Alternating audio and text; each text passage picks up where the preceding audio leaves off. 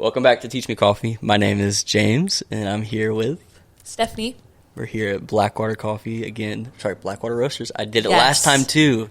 My goodness. That's We're okay. here at Blackwater Roasters, and we're in Seneca, South Carolina once again. And yeah, gonna talk to Stephanie today about her experiences in coffee, and super excited. Yeah, me too. So, cool deal.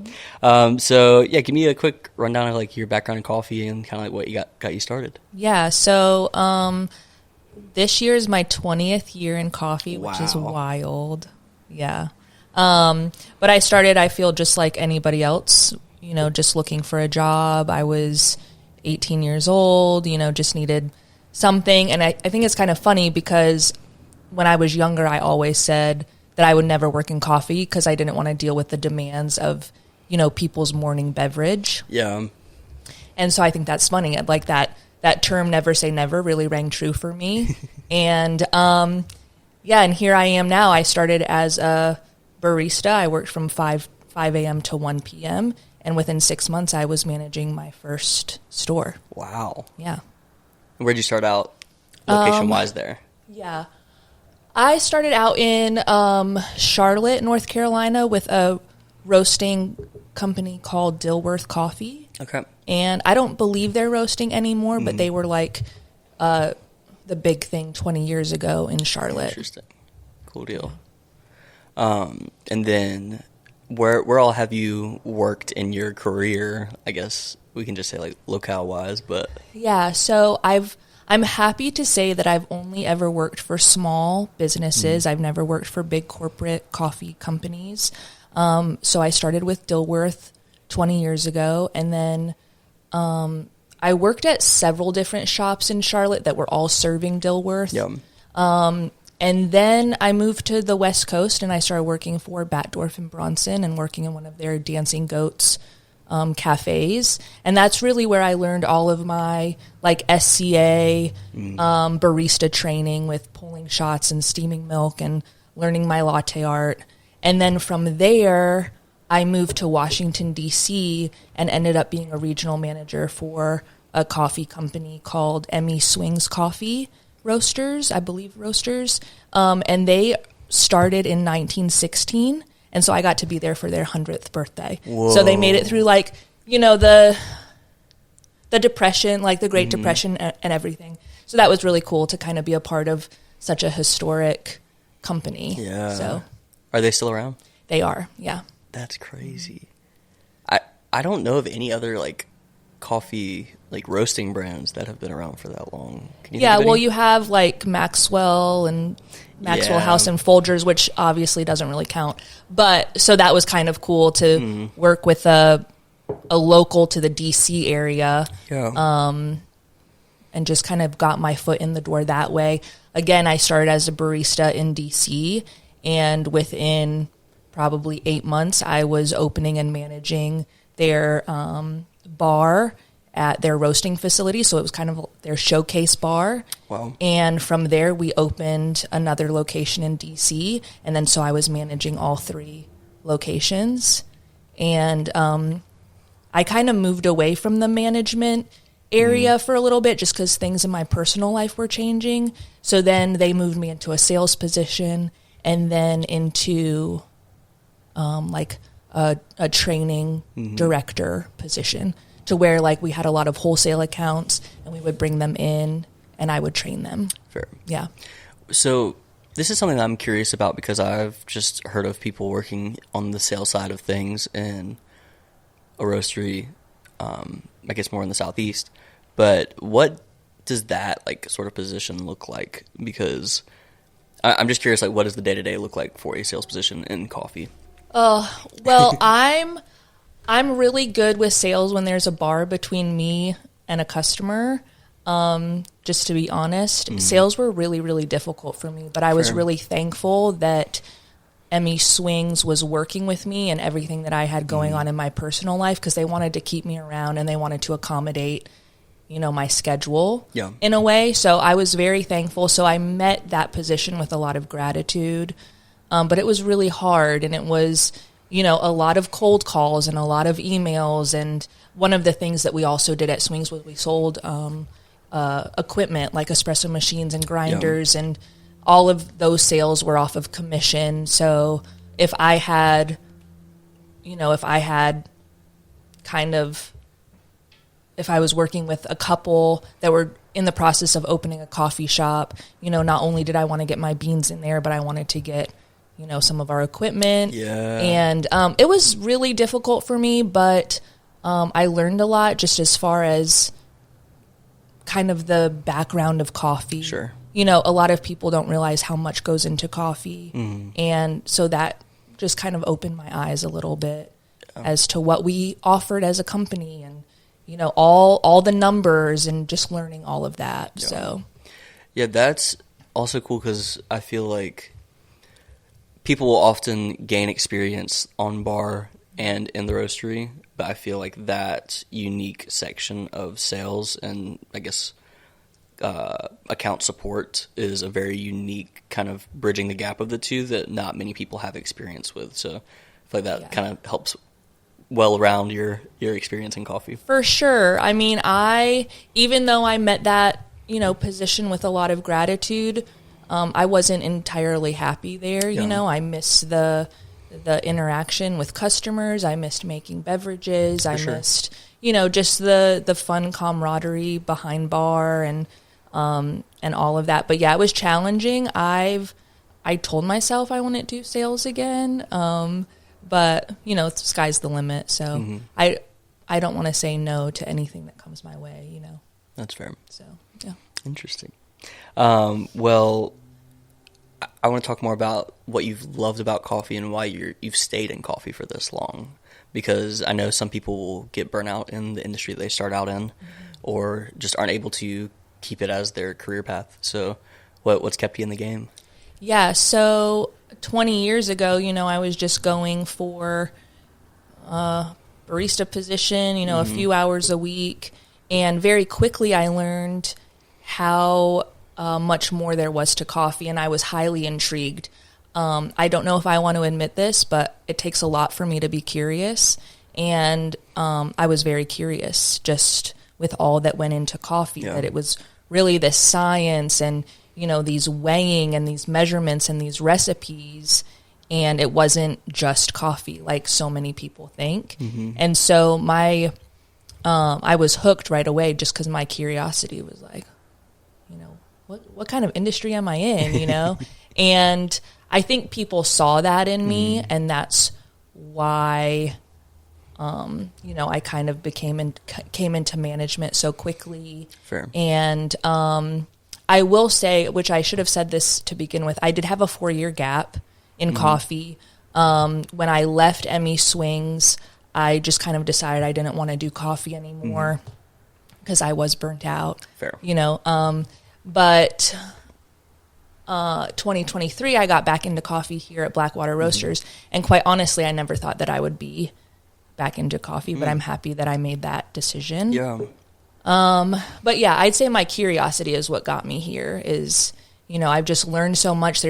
I'll never know everything about coffee. Yeah. And that's kind of the cool thing is, a lot of people want to say like, or would say, oh, you're such an expert in this, or, all these things, and I don't necessarily feel like I'm an expert because I feel like there's a period at the end of expert, like there's no more learning, so to speak. Yeah. But definitely, like I'm a specialist, in coffee, and that if I describe it that way, then there's more to learn, and it's not a finish line.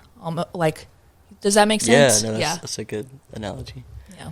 Yeah, it is fun it's fun and daunting at the same time of like, you will never know everything about coffee because it's like, well, yeah, I want to learn everything that I can, but also like, it's so cool that industry continues to change and like, there's just so much like content to learn. And I think it's a fun thing to want to tackle every day if you step up to the plate. Absolutely. I had an opportunity to be a sensory judge at a 2015 Southeast Regional Barista competition, and that rocked my world. I was very humbled because, you go into this rigorous training course beforehand and you do all of these blind tastings and, you activate your your senses, right, to kind of get you ready for being a judge.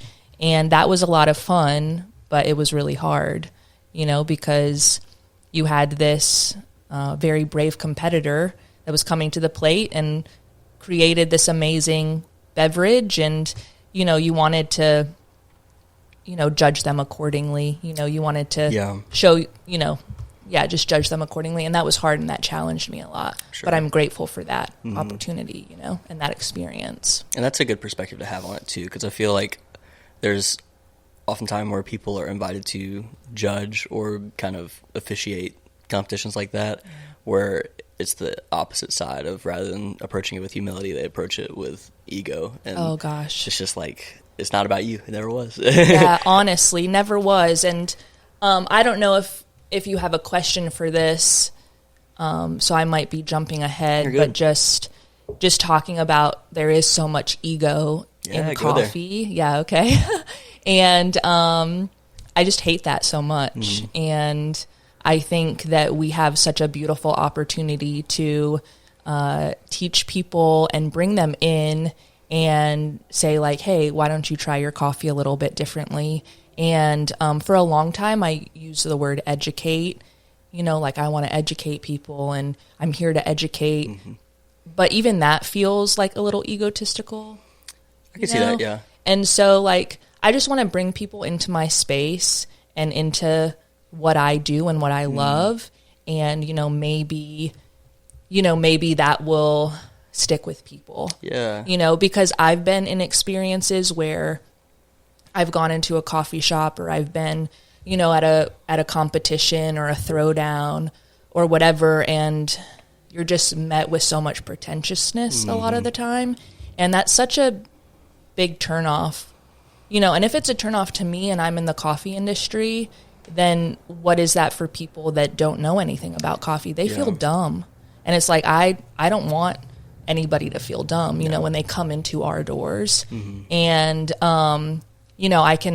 I can go to a shop and have a really awesome beverage, but I was met with a lot of pretentiousness, and that's what sticks with me more than the beverage. And I just kind of want to squash that, like, little by little, Yeah, I'm just not about that at all. I've only had an experience like that so far with one shop, and it was out in Austin, and that, like, it really does just ruin the whole experience, because objectively the drink was great. Like, the dude poured a Swan perfectly in a to-go cup. I was like, what in the world? But the way I was treated, like, leading up to that, while I was placing my order, I was like, I would not suggest this to anyone, even though they're good. No. So yeah, and I'm thankful that I feel like we're seeing that both in coffee and just in creative spaces in general, because for so long it's been very territorial and competitive.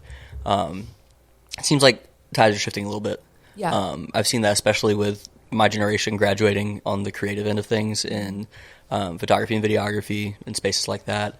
But even in coffee, it seems like it's just becoming a lot more collaborative, and I'm really thankful for that. Me too. But there's still a lot of progress to be made. 100%. Yeah. Yeah, definitely. I just feel that, hospitality is greater than cup quality, and I want to communicate that to our staff as best as possible. And I feel like our staff here does a good job. For and, sure. We have our social media director, Noah. He comes behind bar occasionally to help out, and he's been learning latte art right now, and I just have to keep telling him latte art doesn't have a taste. Like if the base, if the foundation is there, then you have a good beverage. But obviously, presentation is nice. But it does, like, you could have really awesome latte art, but the drink could suck. So there's so much to be said for a strong foundation in coffee. Yeah, so that's good. Yeah. Tying that back into your personal experience, I know you had mentioned a little bit about SEA with your time in Seattle. More generally, what has been your experience with SEA in your career so far? Because I don't know a ton about what their offerings are. Yeah, so they offer a lot, and don't quote me on this because it's ever changing. For sure. The last time I did anything with SCA was 2015. So that's 10 years ago, 11 years ago now. So, but whenever I came into, let's say, Batdorf and Bronson and Emmy Swings Coffee Company, they used an outline, an SCA outline, for training all of their baristas. Interesting. So, and I'm sure that's changed now, Yep. but it was like, okay, you're going to pull an espresso. We're going to talk about espresso. We're going to look at crema. We're going to look at, extraction, all of that. You're going to make a cappuccino. We're going to check the density of the foam. We're going to watch your milk steaming. And then I believe I did a latte. So it was like espresso cap latte. And then it wasn't just making them, but it was presentation. So it was like espresso goes with a little saucer and a spoon and a sparkling water, cappuccino, saucer, spoon, cap, and then latte, just saucer and cup. So it was, so we went through presentation and we went through extraction and steaming and, but I'm sure that has changed For sure. dramatically. That's since. interesting. Yeah. So, and I've kind of incorporated that when I was managing 3 locations in DC. I kind of adopted that method. It was like, okay, we're going to pull a shot. We're going to make a cap. We're going to make a latte. And then what I would also do, I would say, make a drink of your choice. Let's see how you would make a drink that you're going to drink, on your shift or whatever. And then, I would have kind of a worksheet that people would have to complete and fill out before they could even jump on bar. So it was like, I wanted to make sure that 1, people were making drinks the right way. 2, if people were asking them about history of the company, they knew what to say. Fair. Like one of my biggest pet peeves is when I go somewhere, obviously a coffee shop, and I ask them something about their company or about a bean, and they don't know how to answer me. I'm like, how is this happening? But I understand, like, not everybody focuses on that, Fair. and I have to, I have to kind of see it from a different perspective. But it's like, if anybody's working for me and behind, my bar here or at Swings or, in Washington State, it's like, I want to make sure that people are portraying us the way that we want to be portrayed. That makes sense. Yeah. And it's interesting too. I feel like usually how people have gotten into coffee usually shows if and when they are on bar.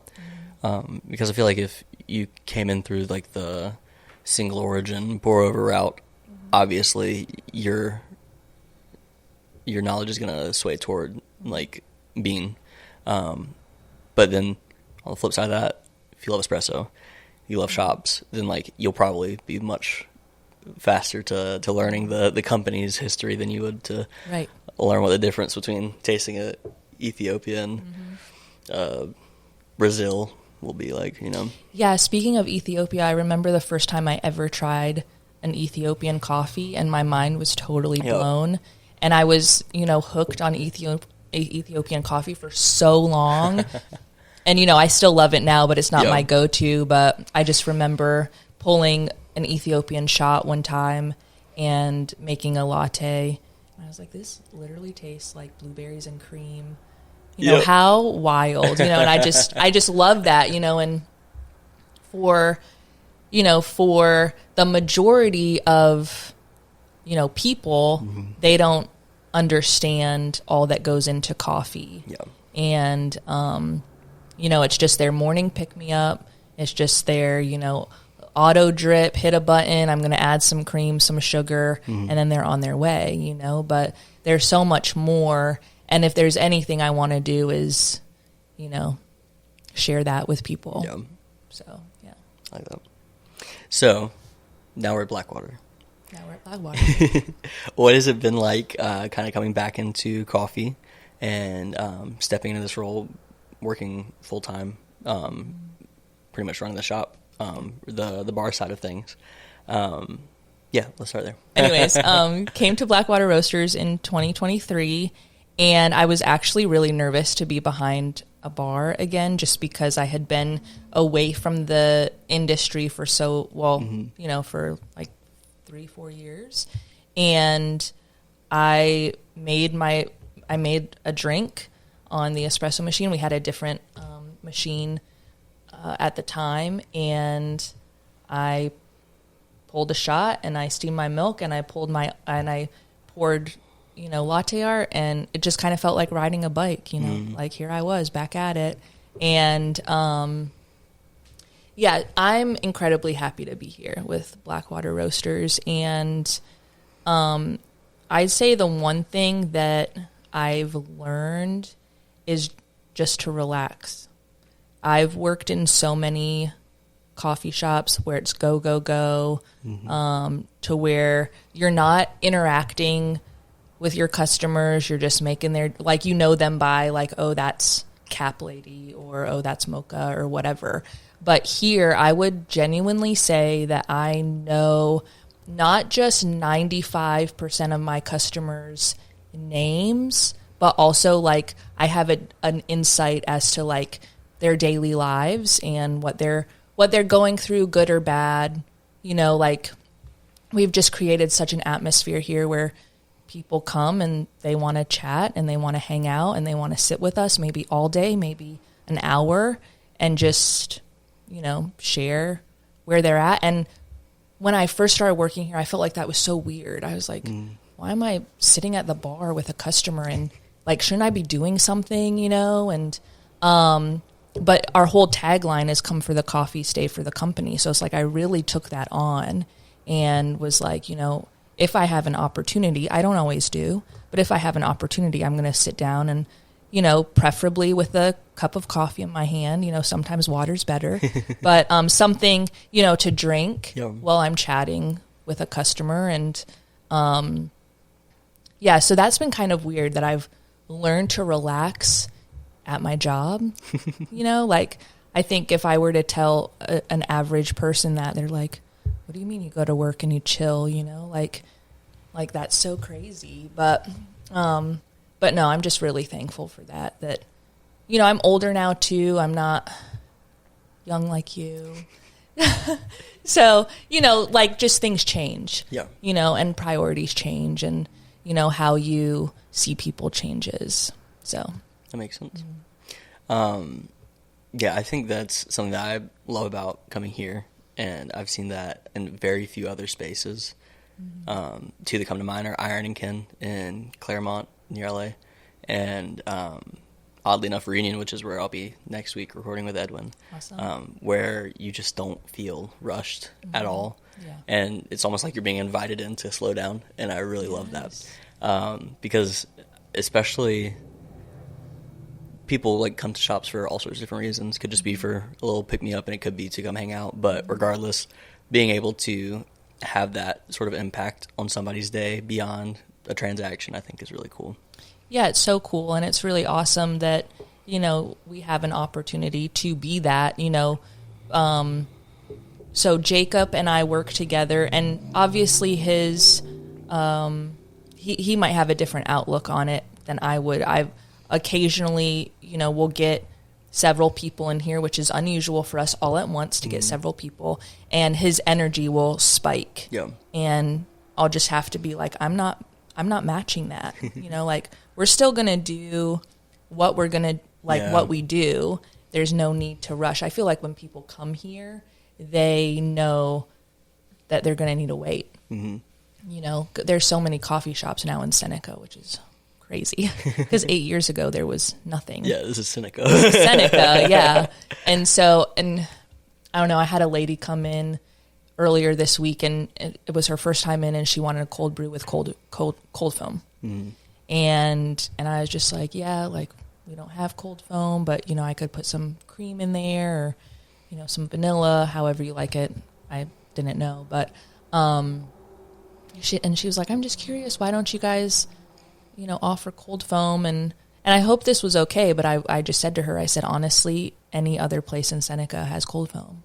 Like, we will not do that. You can literally go anywhere else here in Seneca, and they'll give you cold foam. And hopefully that was an okay response. I think she'll be back.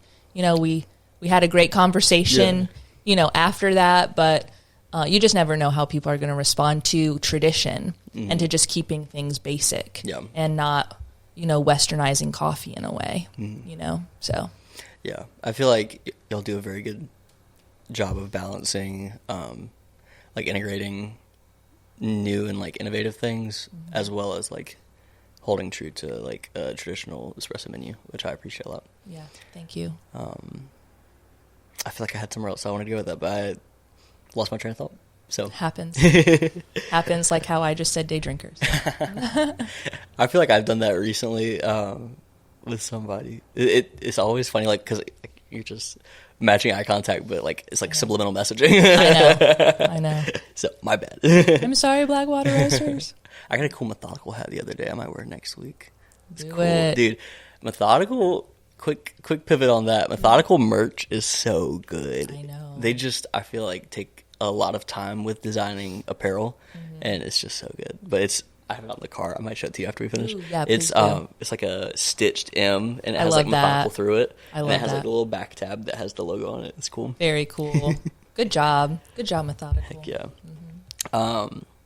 Well, let's pivot into more coffee specific things. Would love to talk more on espresso basics, and like honestly just dialing in, kind of talking back on foundations and how like you can't really have anything great without having your foundations. For sure. So every morning I come in, I do what's called dialing in the machine, and that's simply, we do that for a couple things. One, we want to purge out our espresso machine from any residual cleaner, kafisa, that would be in there from cleaning it the night before. And then two, we want to make sure that we're going to have good shots throughout the day. Yep. Now, we might have to redial throughout the day, especially if we're roasting or, we have the windows open or there's a lot of people in here. Things just change with humidity. But so what we're looking for is, we have found that with our espresso, we do a blend. We do Colombia and Ethiopia blend. And what we have found is that we do 18 grams in, and then we're yielding about 40 grams out in about 27 seconds. That's what we have found is a good recipe for our espresso. And sometimes I'll come in the morning and it's just gushing through. And so that will tell me that I need to tighten up the grind or make the grind finer. And then sometimes I'll pull a shot and it's just barely dripping, and that will tell me I need to loosen the grind or coarsen the grind. And then we'll want to taste it. I do spit a lot of coffee out just because it's not fun working on a caffeine high. Yeah. And actually, when I was out of coffee for those 4 years, I did kind of switch to drinking more decaf than caffeine. I'm slowly incorporating caffeine, but barely any. Fair. So when I'm tasting, if we're doing a cupping or if we're, tasting the shot, I'm typically swishing it around in my mouth to get a full cover on my palate, and then I'm spitting it out. So, but yeah, we're looking for a sweet, chocolatey, smooth, a little nutty flavor in our espresso. Makes sense. So when you have a shot that's pulling too fast or too slow, how does that show itself in the cup? Yeah, so not only is it going to do just that, run too fast or too slow, but it's going to over-extract or under-extract. So we're going to get like a yellow-white stream a little faster, or we're never going to get that yellow or white stream. Also, you can tell in the crema what's called scarring, and that's just when some of the over-extraction has gotten into the shot. So that's kind of how you can tell. I really believe that espresso speaks to you. A lot of how people are pulling shots right now is through a recipe with a scale, but I'm old school. Like, I was manually grinding and dosing my espresso, tamping. Now we have a cool puck press.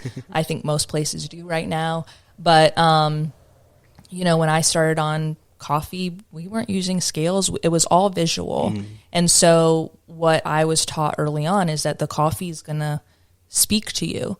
So you can tell, like, when it starts speeding up or when you start seeing the blonde, you're not seeing that contrast anymore. That's the espresso telling you, I'm done. I have nothing left to give. I'm done extracting. So yeah. That's good. That's really cool.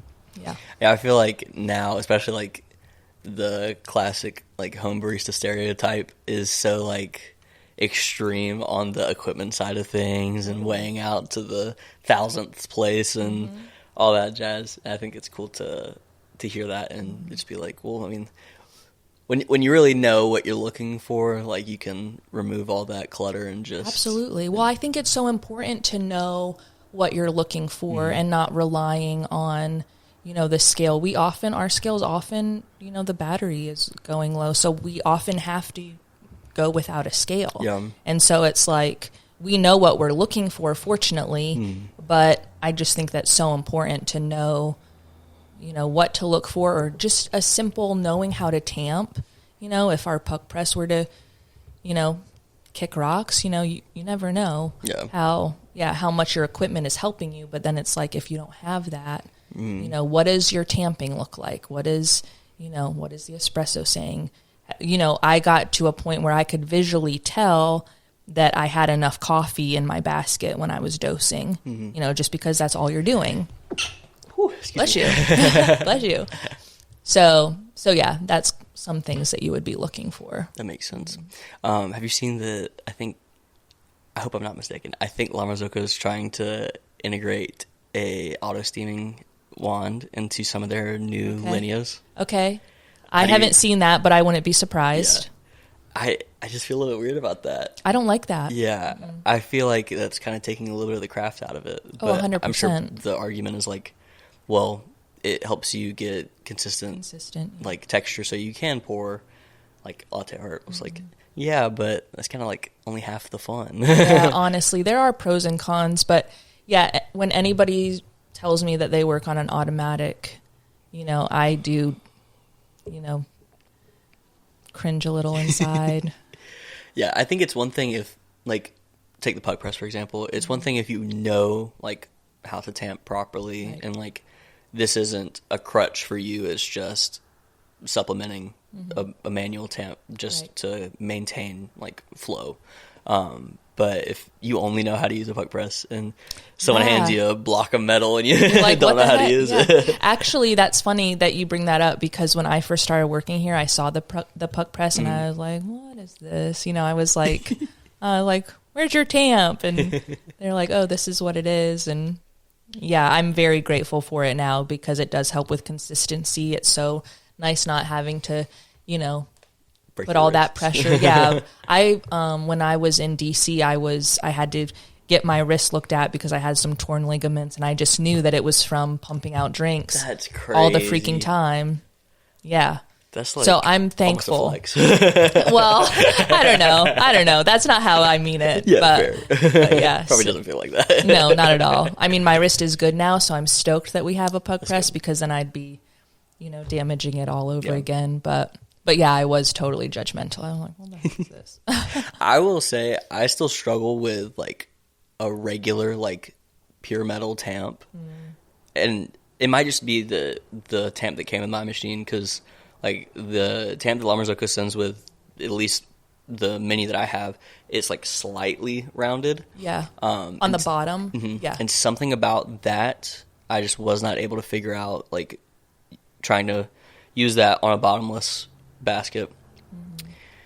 Just I couldn't like get a hold of the channeling for whatever reason. So I swapped over to a Normcore tamp that has like the built-in spring. Yeah. And that has helped me at least with consistency of pressure, and then it also has like a flat face, so very for effect. good. So I'm not all the way there yet. I need to probably. Listen, coffee takes time. Like you said earlier, we're never always there. True. There's always something new coming to the surface, always a new gadget, always a new technique, and so that's why we're specialists and not experts. There you go. We're never going to be experts in coffee because it's never going to stop changing. That is true. That is true. Well, talking back to the idea of the coffee's going to talk to you, I feel like that concept can be applied to steaming milk too. 100%. Tell me more about that. Yeah, so steaming milk, I'm so particular about because I don't want to see a foamy latte go out, or, bubbles on top or whatever. Not saying we don't have our days, but so steaming milk, it's really simple. A lot of people, I think a little too much about it, but with our drinks, since they're all traditional sizes, we're probably going to dose like 5 to 6 ounces of milk because our milk is going to stretch. It's going to expand during the foaming process. Yep. And so you just place your wand in your milk.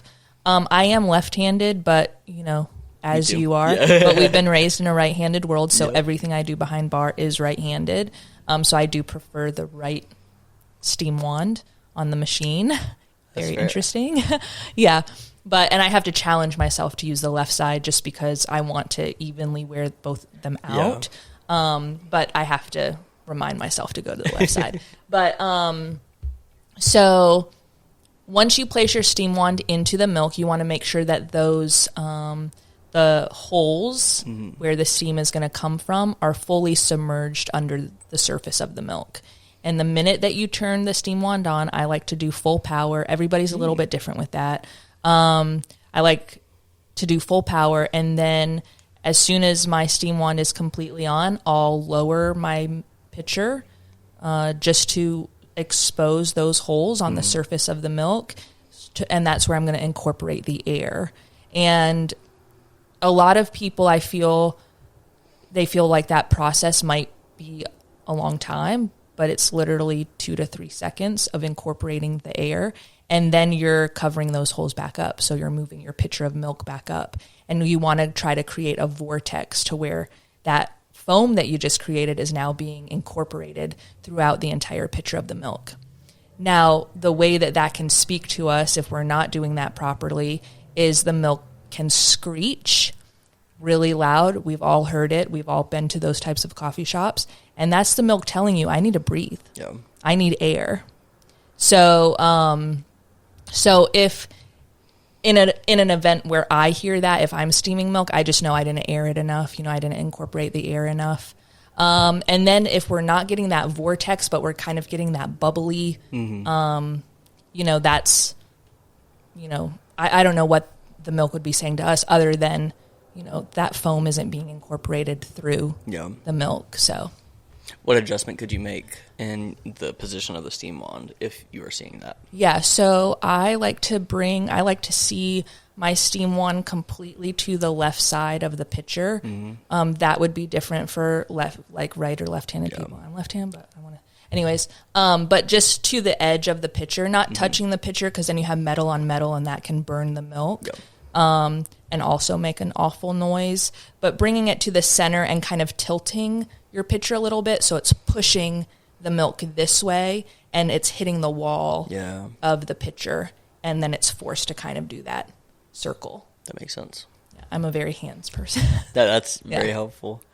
Yeah, it's funny because another thing of preference with I guess the accessory gear is the pitchers that I've been using are the handleless ones. Oh yeah. And I love them to death, but I've been trying to force myself back into using a pitcher with the handle because I'm like, well, I don't know if I'm always going to have access to this wherever I am in the future. So I need to make sure I have it down for both. But yeah, on my machine, the steam wand is on the right hand side, but I'm not sure what it is for you. I put the pitcher in my right hand, and I'm controlling with the left. Yes. So that is still technically right-handed, I guess? Yeah, okay. I think so.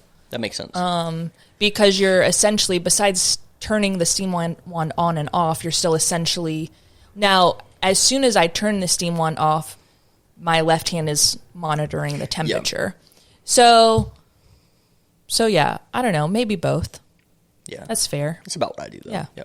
I usually put, my ring finger on the bottom to catch temp, and I just keep, tapping. Because, I don't love to just rest it there in case it does, hit that temperature, and then I'm like, oh, wow, that is exactly where I need to be.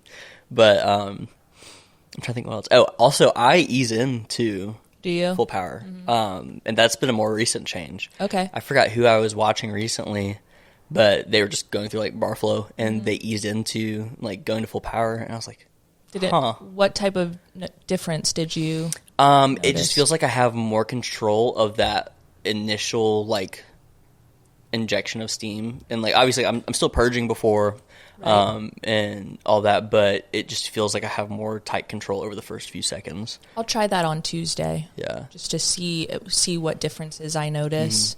That's the thing with coffee too, is because it's always changing, you have to be okay with doing things differently or trying new things, you know? Like I'm all about if people have their own method of how to do things, but the product is the same, I'm okay with that because we all learn different. But two, I mean, Jacob and I have a 12-year age gap. And, you know, the way that he learned coffee and the way that I learned coffee is wildly different, you know? And, but yeah, I'm always open to trying new things. And if it works, cool. And if it doesn't, cool, you know? That is the fun thing. You kind of get to choose your own path with all that. That's 100%. Fun. Well, let's talk a little bit about different brew methods. I think we can talk more specifically about pour over, because pour over is an option on the menu here, which is awesome. I love that. So how do you maintain consistency across a pour over menu? Like between coffees? Between coffees and between people who are preparing it. Yes. Okay. That's a great question. So we have a recipe for our pour overs. We do right now we offer four different pour over options, and the recipe is the same for each of them. That might not be what's best for each bean. We have not taken the time to just experiment with that. Now, what we have done occasionally is we'll try, let's say, a co-fermentation. We'll try that at 204, and let's say that, it's a little watered down or, a little too bold. Then we'll adjust our temperature. But that's really the only thing that we're adjusting right now. That makes sense. Doesn't mean we're not open to exploring that. But we use a recipe, 20 grams of coffee in 300 grams of water. Interesting. Okay. And we are pouring, so we do a 45-second bloom at 75 grams. Okay. And then after that, we're pouring in 50-gram increments up to 300. We want to be done pouring around 230. Interesting. Is that roughly like a 4-6? Okay. Yeah. And I feel like that's fairly standard. I think up in DC, I was doing like 17 grams to 250, or maybe it was 22 grams to 350. I don't really remember, but it was slightly different. But either way, you're compensating with more water. Interesting. Yeah. I've been doing at home 15 in, 300 out. Okay. And I wonder, I'm gonna play with. What coffee are you using right now for that? I have not a Colombia. I have it's a Costa Rica from Methodical. It's very good. I love Costa Rica. Very good. We had it when we actually went with Jacob to Methodical in November. I think we either cupped it or I think maybe that's just what they had on filter that morning at the office. But it was freaking good. Yeah. So Methodical opened in Colombia a couple of months ago, and so I went in there and I was like, y'all got that Colombia? And they actually had two. I was like, I don't know which one. So I took a guess, and thankfully it was the right one. Hey, look at you. But yeah, that's what I have right now. And I just got that geisha from Tenfold that I'm ready to try, but probably not going to try out different ratios with that. No, yeah, use that sparingly for sure. Do you, I hear you talk about Methodical a lot. Do you have any experience with Bridge City? No, I've actually never been to Bridge City. Dude, isn't that crazy? What are you doing? And it's funny because I've heard a lot about it, both like tongue in cheek and then just online. But no, I need to go. Yeah, if you go, I would recommend going to their flagship Where's store. that I one? believe it's Wade Hampton Boulevard. That's where they originally did their roasting. I highly doubt they're doing roasting there now, Fair. just because of their, award, their recognition was that last year? Yeah, it was the past year. Yeah. Mm-hmm. So I highly doubt they're doing roasting there anymore. But yeah, that's where I would recommend you go. Interesting. Okay. Check it out. I wonder if they're open on Sundays, because we might hit that today. Check it out. Will do. Yeah. You have to let me know what you think. I'm glad. I'm such a fan of Bridge City, but I'm also such a fan of underdogs. I think that, and what I mean by that, I saw your face. No, I saw your face. What I mean by that is, when people think of the coffee scene in Greenville, they automatically think Methodical. Yeah. And that's fair. Methodical's been around how long now? At least 10 years, I think. Yeah. And, they're in a lot of stores. Gosh, yeah. Their marketing and their sales have done fabulous. But there are, I'm just such a fan of Bridge City because it's kind of like pushing its way into the scene, and I just love seeing that. So. I think I've had, because I know like a few other shops in Greenville will like act as a multi-roaster from different like upstate shops. I think I've had their coffee on drip before. But okay. No, I need to go. That's a good point. Please go. Yeah. And Due South's another one that yes. is pretty good, that they're kind of breaking in to a degree. I like with them too, they are very collaborative with other local shops. And Methodical is too. Methodical is the main roasting partner for a lot of them.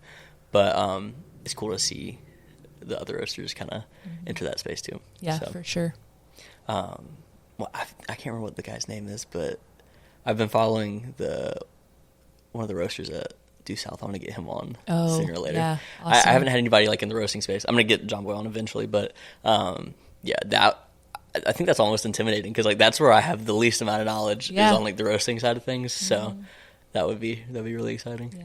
That is something that's been kind of cool for me. I did a lot of shadow roasting at Swings, but then here I've actually done some hands-on roasting, so that's been fun. And it's just so good to challenge yourself, because doing bar stuff for so long, you're just not challenged the way maybe we need to be.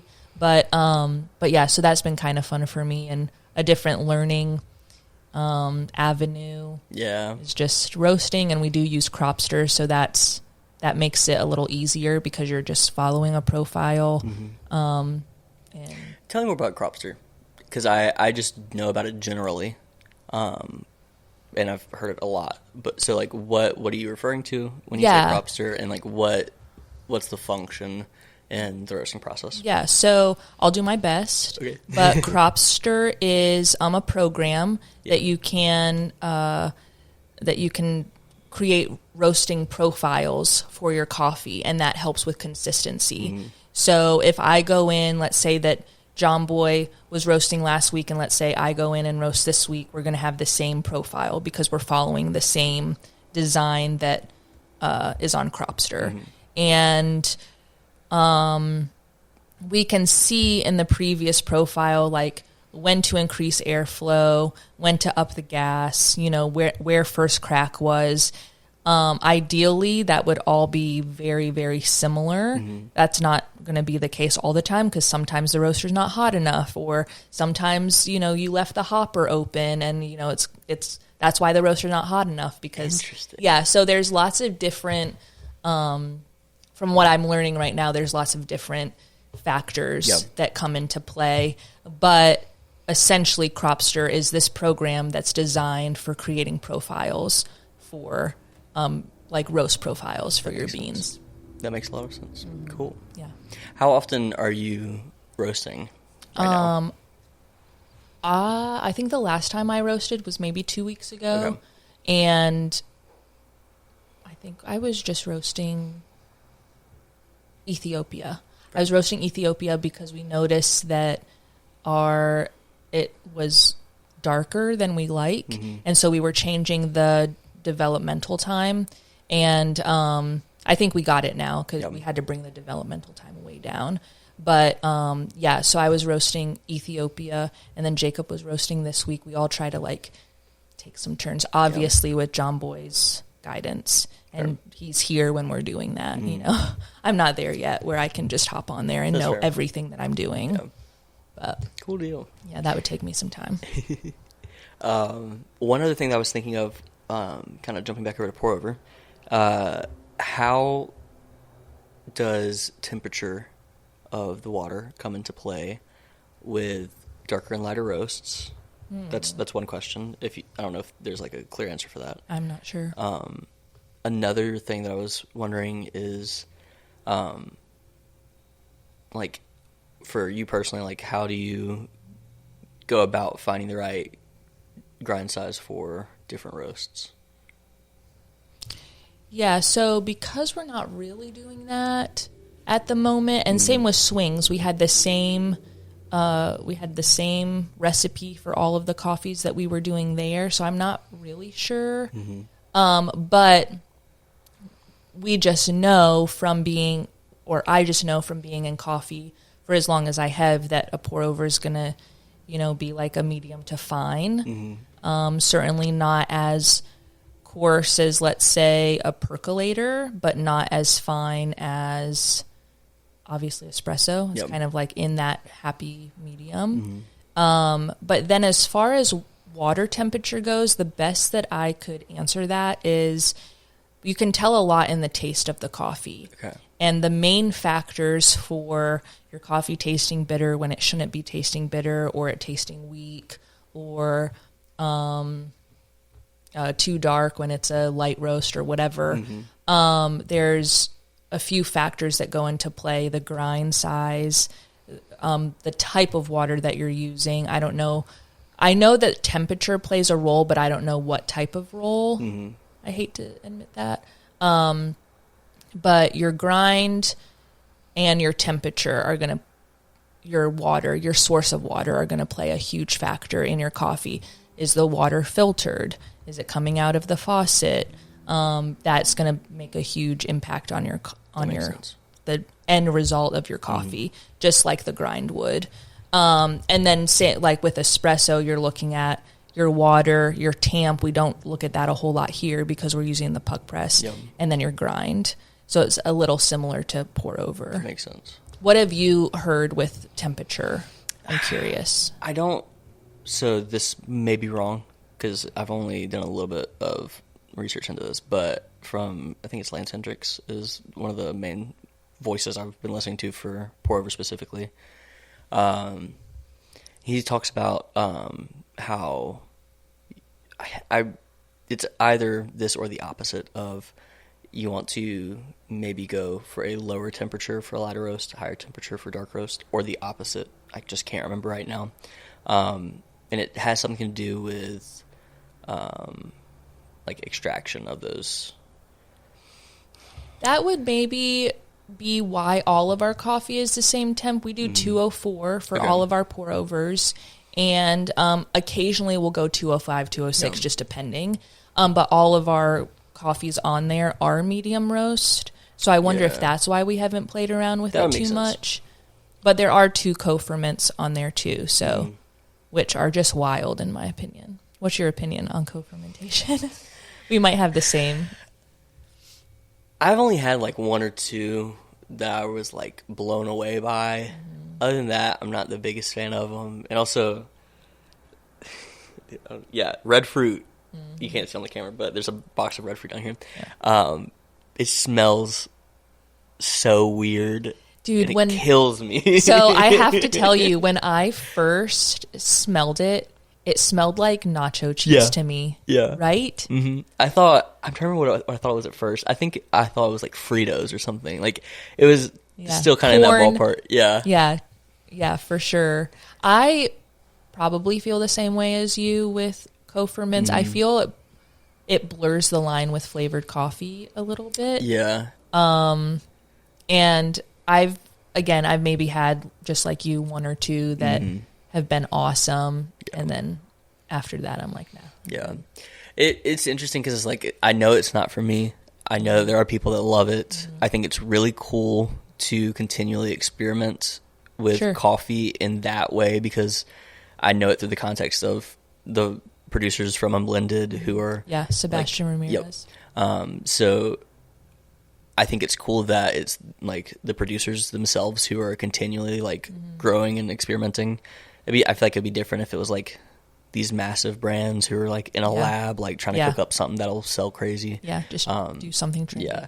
I can, even if I don't like it, I can appreciate that this is like a producer who's like pushing their like yield to the limits, which I think is really cool. Yeah, I am a fan of Sebastian Ramirez. I just I just haven't. I like how he's kind of fostering younger people in the industry. For so long, the industry has been, you know, these older men, and he's kind of creating a space for younger, even females, young females, farmers, young females. Yeah. So I'm into that. For sure. I was listening to something from, I can't remember the guy's name, but I think he roasts for profit in Charleston, but he was talking about their partnership with Unblended and how I think the majority of their offerings from their roasted coffee is provided by Unblended. And yeah, just reinforcing like how their mission is to kind of bring down the average age of coffee producers in Colombia, which I think is so cool because it's unsustainable if that doesn't happen. Right. So exactly. Yeah. So we talked about espresso. We talked about steaming milk. I want to quickly talk about latte art. Yes. And because you're amazing at latte art. Well, depends on the day, but thank you. And I've learned a few things here and there from you across the months. But what are your main tips and tricks when it comes to learning latte art? Yeah, so I really like to explain as I go. So this just might be a little hard for me to explain because I'm not actually pouring art right now. Yeah. But my first goal, once I have my espresso and my steamed milk, is to I do kind of a heavy pour, and that's to kind of get... I do that because I want to bury the milk under the espresso, and you can't do that without kind of a heavy, higher pour. If it's lower and if it's slower, it's just going to hang out right there on the surface, and we don't really want that yet. So I'll pour in a circle, kind of heavy, kind of fast, and I'm making sure that if I have white coming up, that I am burying that under the espresso so that when it's time for me to do my art, I have a like a clean surface. And once my cup is probably half full, I will allow, instead of continuing to bury the milk, I will allow this like white dot to form, and I want to push that as far as I can to the edge of the cup. And that's going to be my base for anything. For a rosetta, that's typically what I like to do. That was the very first thing I ever poured, so that's just kind of what I do. Or a tulip, it's going to be the base for anything that you do. And then once you have that base, you're going to, if you're doing a rosetta, you're going to wiggle back. And the wiggle is not rigid like this. It's really in your wrist. And you're keeping your wrist really loose, but you're going to wiggle.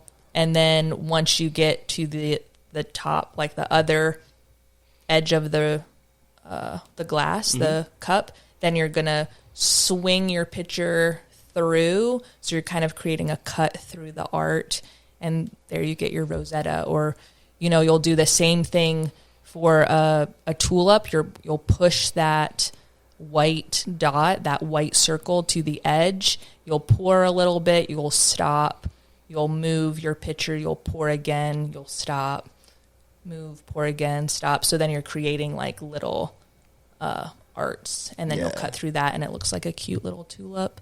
Everyone always told me when I was starting to do latte art that just to start with a heart, and I just couldn't do that. Really? Yeah. So I always just wanted to, you know, go big, go home, you know, just do the Rosetta. Fair. So that's always what I started with. But I mean, now that I've been pouring art for so long, you know, I don't know why I couldn't do a heart. It's weird. That's so funny. Yeah. Yeah, I think I've grown a lot with steaming milk and latte art here recently. I was talking to Jacob about this a couple of weeks ago. Like, since we've been in Colombia, I just haven't, like, taken my mugs out of, like, the boxes. Yeah. So I have like a bunch of to-go cups that I just ordered one time, and like I've been using because I would like while I was in Clemson, I would just like make drinks for friends and like take them like to class or stuff like that. But I've just been like using those, and I thought about it the other night, and I was like, let me just pull out 2 mugs and like see what I pour, because I feel like I've gotten better, and it's just not showing in these to-go cups. So I pulled out. I have Black Acme mugs. I still Very have. cool. I have the ones from our wedding Good. that y'all gave us, but those are double wrapped. Yeah. But I pulled out 2 of those, and I poured Haley and I some drinks, and I was like, oh, I have made a lot of progress. I just couldn't see it because there's like such a small canvas. So yeah, I'm excited about that. Well, I remember when you were learning and you and Haley came in, and I was like, James, why don't you come behind the bar? And I was so proud of what you did. I don't remember what you did. I think you did a Rosetta. I think Do you remember? It was like maybe a heart. I think it was a Rosetta, but it was like bare bones. It wasn't. But it was not bad though, Fair. for first go. That's very fair. Yeah, I'm trying to get more and more reps in, because it's one of the cheapest things to do right now in my free time. Because it's like just get a gallon of milk and go after it, but it's hard. Mm-hmm. Yeah, I definitely don't believe that practice makes perfect, No. but I do believe, that practice makes better. And then how cool is it that we can pull a shot or steam milk, pour art, and every time we're doing that, we're like, oh, I need to do this a little bit different, or I need to tweak this, or I need to up this, or I need to cut back here. It's kind of cool that every time you're kind of stepping away and being like, oh, well, I can make an adjustment here, or you're just always kind of figuring out what would make it better. Yeah. That's cool. Mm-hmm. Well, to wrap things up, let's talk a little bit about more of the community aspect of the shop, and we can even touch on events there and kind of coordinating on that end of things. But Blackwater's got a cool community that y'all have, I feel like, fostered really well. So I'd love to talk a little about that. Yeah, absolutely. I agree with you. We have such a great community that whenever somebody comes in and, maybe is not so kind, I'm just like, who are you? Like in my mind, yeah. I'm like, no, this is not the place for you. But yeah, we just have so many kind people. And I'd say the age range from our customers is probably mid 20s to mid 60s. Mm-hmm. I'd say that's a good range. We don't see a lot of young kids. We don't see a lot of high schoolers. For sure. Which I'm okay with. But, there's other places that they can go and probably enjoy their experience a little bit more. And I just say that because, we don't have these massive ice drinks or whipped cream or whatever. But yeah, I feel so fortunate with our customer base, and I really feel so loved and so valued and just so important, with our customers. I mean, they make me feel that way. Yeah. And maybe they make me feel that way because I've made them feel that way. Maybe that's what's happening there. But we just have so much support. We've started doing events last year. I think just last year. We started last summer. And we started with an affogato night, which was madness. It was so yeah, it was so successful. And I was just like on cloud 9 because I had no idea how it was going to go, of course. But within the first hour, we ran out of ice cream. And so I sent John Boy to go get more ice cream, and he bought them out. And we sold out again by 7 o'clock, and the event was to go to 8. So it's just so cool to see so many people that see us on a regular basis come out and support an evening event or bring a group of friends with them. Like, hey, let's go to one of my favorite spots, and it was just so cool to see that. And then we did 2 more events throughout the year after that one. And, those were fun, and it's just fun to see people come together. But I've just felt so, just really, really blessed and really fortunate to, be surrounded by so many cool people and of all ages. I'll have conversations with people as young as you, and then I'll have, amazing conversations with people, much older than you and it's just been really cool. So. For sure. It's fun to be on the other end of that, of being someone who has been a regular, is like, I feel like, you all, like you, John Boy, and Jacob and Noah, all do a great job of, kind of connecting people too whenever you have the opportunity. Like meeting Paul. Like, Paul's freaking awesome. Yeah, he is. I don't think at any other shop would have had the opportunity to like be connected with him. So yeah, I've really enjoyed that, kind of setting up more connections, on top of just y'all caring so deeply about your regulars. Yeah, absolutely. And it's just to touch a little bit again on, experiences before this where it's just go, go, go, rush after rush, get the drinks out as fast as you can. It's been so nice to be in a position where you can actually take your time and engage and really ask people how they're doing, and then have the time to hear how they're doing. Yeah. And I just value that. I love people so much, and I feel like I'm a pretty hospitable person, and I just love, bringing people in and, just creating a space for them to, be who they are, all of that they are. And, I feel that people feel that. 100%. Cool deal. Yeah. Well, I guess a few like last minute things that I try to ask always. What is a shop in general? Doesn't have to be location specific. What's a shop that you think is doing a really great job of just things in general, or if they're like very hospitable, or if they're crushing marketing or amazing drink menu, whatever that may be? So I have not visited this shop, but I love seeing, what they're posting, their marketing. They're out in Washington State. They're fairly new. They're called Ancient Gate. Oh. Check them out. Okay, I haven't heard of this one. No, they're doing so good, and I feel like they're incredibly hospitable, and they just have a cool vibe going on, and one day I'm going to visit them, and I'm going to have the best time ever. Heck yeah. I've been following, I think, I don't want to get it wrong, but I think it's Yoka. Okay. They're out in Seattle. Cool. And they started up in the past year, and they're actually already branching out to having a second shop. Awesome. But they do a really cool job of like bringing you behind the scenes of every bit of it.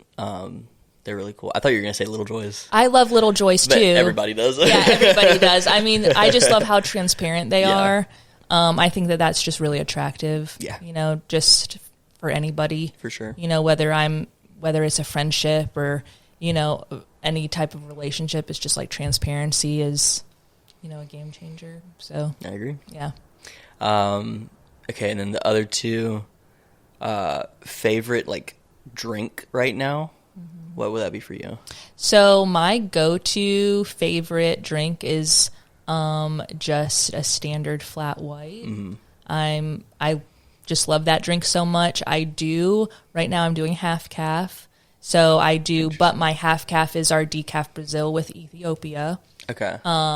With our full calf Ethiopia.